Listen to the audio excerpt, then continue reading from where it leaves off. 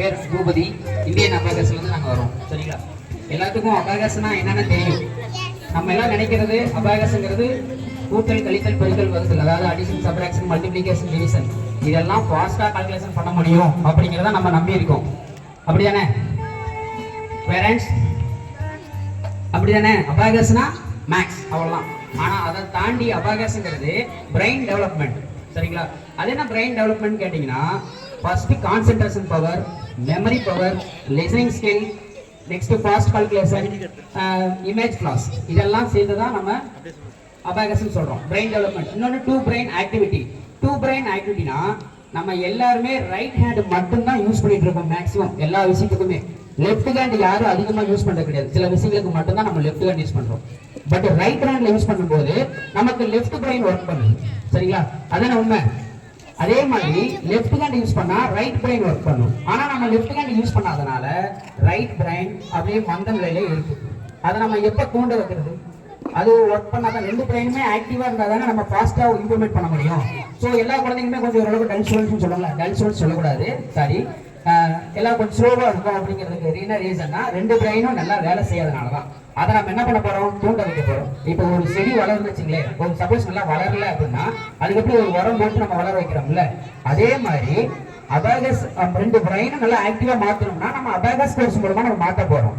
எப்படின்னு கேட்டீங்கன்னா வச்சுங்களேன், ஃபர்ஸ்ட் அபாகஸ் யூஸ் பண்ணும்போது நம்ம யூஸ் பண்ற ஹேண்ட் பார்த்தீங்கன்னா டூ ஹேண்ட் யூஸ் பண்ணுவோம். டூ ஹேண்ட் யூஸ் பண்ணும்போது நமக்கு ஆட்டோமேட்டிக்கா ரெண்டு பிரெயின் ஆக்டிவா ஒர்க் ஆகும். சரிங்களா? இன்னொன்று concentration power, listening skills, fast calculation, இதெல்லாம் எப்படி இம்ப்ளிமெண்ட் ஆகுதுன்னு உங்களுக்கு லாஸ்ட்டாக ஒரு டெமோ சொல்கிறேன். இப்போ நம்ம ஸ்கூலில் ஒரு 2 மந்த்தா அபாகஸ் கொடுத்துட்டு இருக்காங்க யூகேஜி ஸ்டூடெண்ட்ஸுக்கு. ஆனால் அவங்க பெஸ்ட்டாக பண்ணிக்க 2 மந்த்ல எல்லா இம்ப்ளிமெண்ட் கொடுத்துருக்காங்க.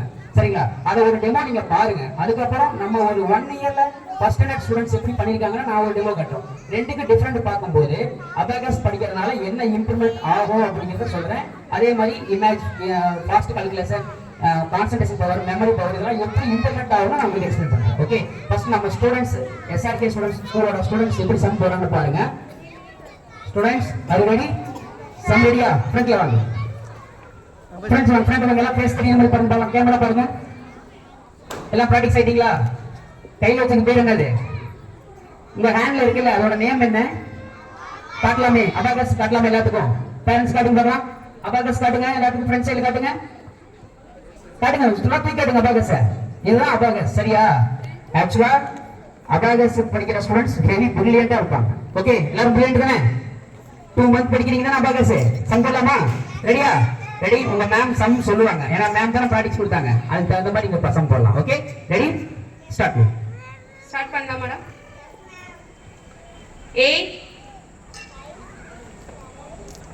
-1 -6 1 ஆன்சர் இஸ் 2. இன்னொரு டைம் சத்தமா சொல்லுங்க. Answer very good, super. Next சொல்லலாமா? ரெடி? ஃபாஸ்டா, இன்னும் ஃபாஸ்டா போடணும். 6 2 -7 3 answer is 4. Very good, 4 is right answer. Good, super. Okay, next. எல்லா பேரண்ட்ஸ் கவனமா கவனிங்க. நம்ம மற்ற சப்ஜெக்ட்டுக்குள்ள ஈஸியா படிக்கலாம், பட் அபாகஸ் படிக்கும்போது ஈஸியா இருக்கும். 11 -11 ஆன்சர் இஸ் 33. பெற்றோர்கள் அனைவரும் கைத்தட்டி குழந்தைகளை உற்சாகப்படுத்துமாறு கேட்டுக்கொள்கிறோம். கேஜி ஸ்டாண்டர்ட்ல ஸ்டூடெண்ட்ஸ் சம் போடுறாங்க பாருங்க. நல்லா கிளாப் பண்ணலாம். நம்ம ஸ்டூடெண்ட்ஸ் தான் எல்லாரும் கிளாப் பண்ணுங்க. நெக்ஸ்ட் லாஸ்ட் ஒன் சம் போலாமா? ரெடி? ஏன்னா டைம் கம்மியா தான் இருக்கு. லாஸ்ட் ஒன் சம் 88 -33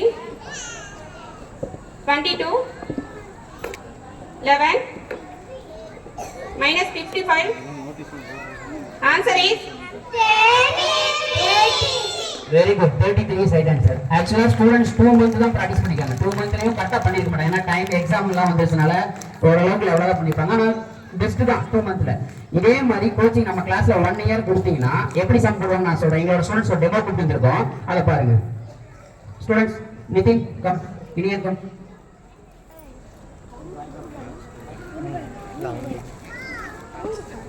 இப்போ சம் போறாங்க பாத்தீங்களா, ரெண்டு கையில தான் யூஸ் பண்ணுவாங்க. அப்போ ரெண்டு கையில யூஸ் பண்ணும்போது அவங்க ரெண்டு பிரெயின் ஆக்டிவா மேக்ஸிமம் 1 hour சம் போட்டாவே அவங்க 1 hour இந்த பிரெயின்லாம் நல்லா டெவலப் ஆகுது. இப்போ நம்ம ஸ்டூடெண்ட்ஸ் பாருங்க ஃபாஸ்ட் கால்குலேஷன் போடுவாங்க. ஆக்சுவலா students first standard 1 year 6 month practice எடுத்துருக்காங்க நம்ம அபாகஸ் இன்ஸ்டியூட்ல. நீங்க வெளி இன்ஸ்டியூட் போய் படிச்சீங்கன்னா ஒரு லெவல் 8 லெவல்ஸ் வரலாம் இருக்கு. ஒரு லெவல் எடுத்தீங்கன்னாவே 7000 6000 கேட்பாங்க. நம்ம ஸ்கூல்ல நெக்ஸ்ட் இயர்ல இருந்து அபாகஸ் கொண்டு வந்திருக்காங்க. சரிங்களா? ஸோ எல்லாமே யூஸ் பண்ணிக்கோங்க. பேரண்ட்ஸ் மூலம் சப்போர்ட் பண்ணீங்கன்னா நம்ம ஸ்டூடெண்ட் வெறும் பிரில்லியண்டா மாத்தலாம். பாருங்க எப்படி பண்றாங்கன்னு பாருங்க.